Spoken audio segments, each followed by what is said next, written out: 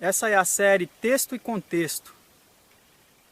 E você que está assistindo agora esse vídeo, que seja ricamente abençoado por Deus. O objetivo desse trabalho é abordar alguns textos bíblicos que, fora de seu devido contexto, dão margem a múltiplas e errôneas interpretações.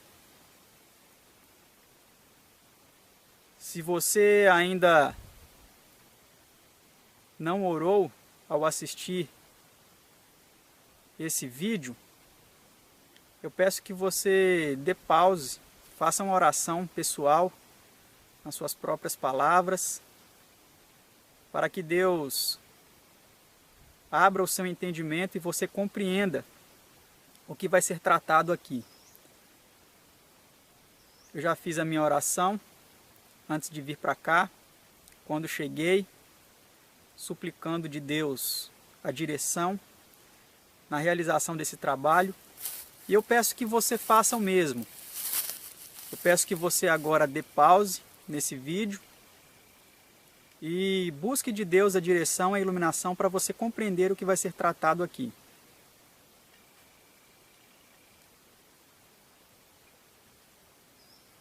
O primeiro texto que nós vamos tratar nesse trabalho é um texto muito conhecido. São os 2 primeiros versículos da Bíblia. E se você tem a sua Bíblia, você pode acompanhar o que nós vamos ler agora. Diz o seguinte: no princípio criou Deus o céu e a terra era sem forma e vazia, e havia trevas sobre a face do abismo, e o Espírito de Deus se movia sobre a face das águas. Eu li na versão de João Ferreira de Almeida, corrigida e revisada fiel. Esse texto é um texto que muitas pessoas utilizam fora do seu contexto para defender que aqui existe a chamada terceira pessoa da Trindade, que também é denominada no credo trinitariano como o Deus Espírito Santo. Mas, em primeiro lugar, é importante nós observarmos o que o texto realmente está dizendo. Acompanhe especialmente o versículo 2.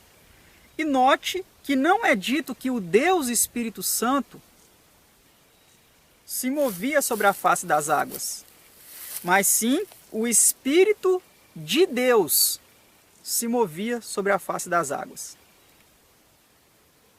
A questão é que muitos interpretam o Espírito de Deus como sendo uma espécie de Deus Espírito Santo, uma terceira pessoa.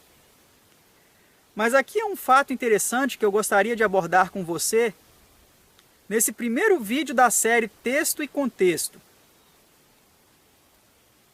Esse texto, em algumas versões, ele nos apresenta o que realmente esse texto quer dizer.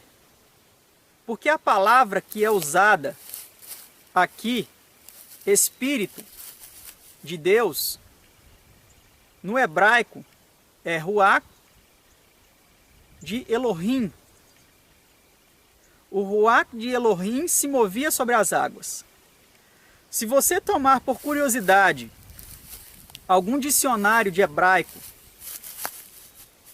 especialmente um dos mais conhecidos, que é de James Strong, e ver o que significa a palavra Ruach, você vai perceber que ela pode dar margem para alguns significados, tais como mente, sopro, vento,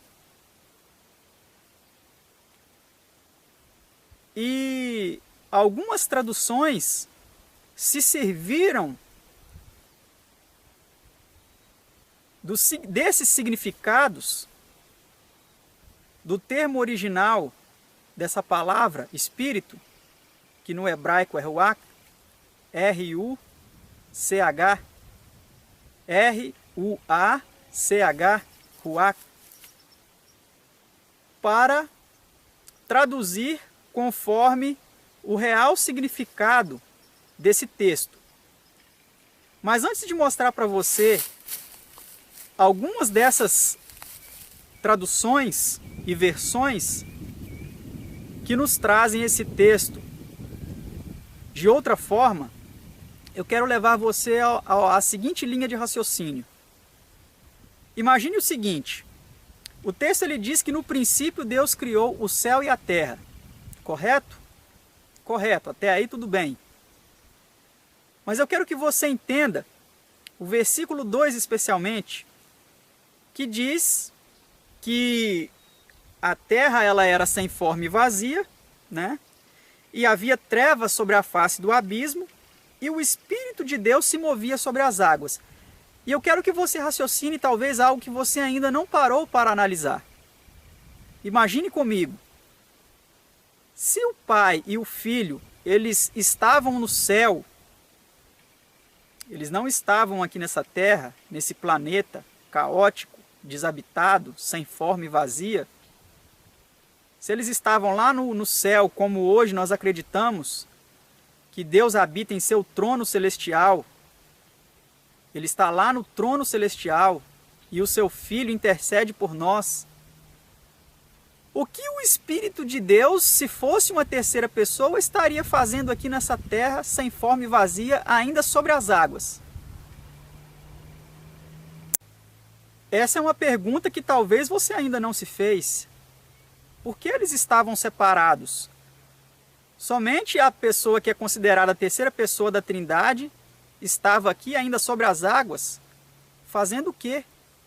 Enquanto as outras duas estavam lá no céu. Porque o universo é infinito. Assim como este planeta, existem milhares de outros planetas. O que estaria fazendo a terceira pessoa da Trindade aqui nesse planeta caótico, nas trevas, sem forma, vazio, pairando sobre as águas? Só para você refletir nessa pergunta, porque a partir dela nós podemos compreender que as outras traduções e versões que apresentam esse texto de forma diferente, dando margem ao significado da palavra no seu idioma original, nos ajudam a entender e ver um significado maior nessa expressão.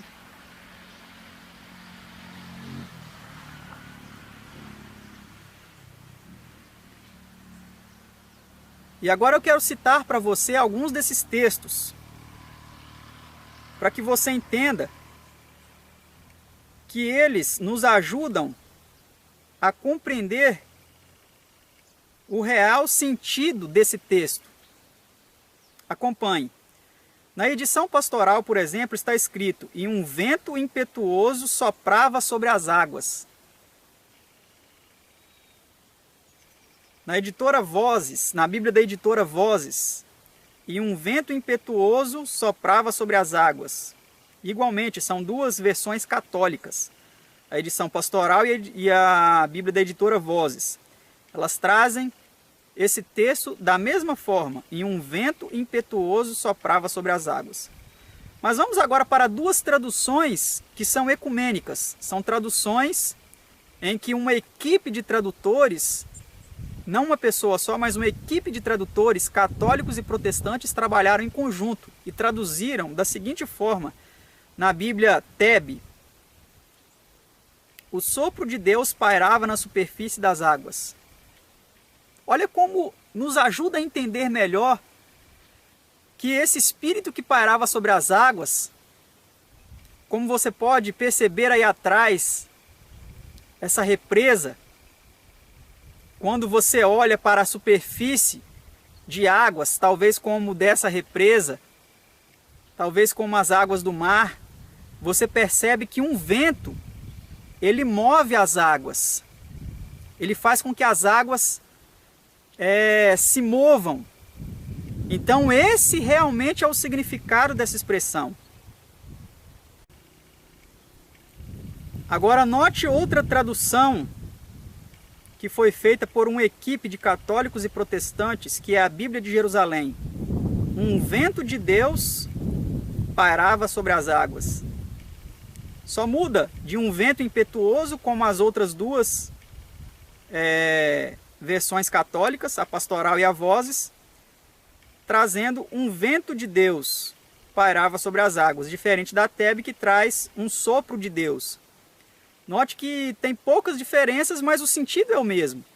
Que ali não era uma pessoa, uma terceira pessoa de uma suposta trindade, mas um vento proveniente de Deus. E nós sabemos que Deus ele controla toda a natureza e o seu Filho. E os ventos, eles são comandados por Deus. E quando nós lemos que um vento de Deus pairava sobre as águas, nós conseguimos entender melhor o sentido desse texto, no seu devido contexto. Agora acompanhe a Nova Jerusalém Bible, a New Jerusalem Bible, que é a nova Bíblia de Jerusalém, que também não muda. Ela traz com um vento divino locomovendo-se sobre as águas. Olha que interessante. A New Revised Standard Version, que traz, que essa é uma versão em inglês, um vento de Deus movia-se sobre as águas. A Good News Bible, que traz, e o poder de Deus movia-se sobre as águas. A versão de Knox, o grande reformador, da época da Reforma, que diz o seguinte: e sobre as águas movimentava-se o fôlego de Deus. Olha que interessante. E a Jewish Publication Society, e um vento de Deus movimentava-se sobre as águas. Então, querido, finalizando com você, esta primeira parte da série Texto e Contexto, eu quero dizer a você que esse texto não está querendo dizer que uma terceira pessoa se movia sobre as águas.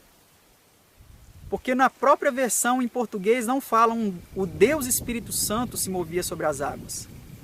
Mas o Espírito de Deus, o seu sopro, como traz nessas outras versões, o seu fôlego, um vento proveniente de Deus, movia-se sobre as águas.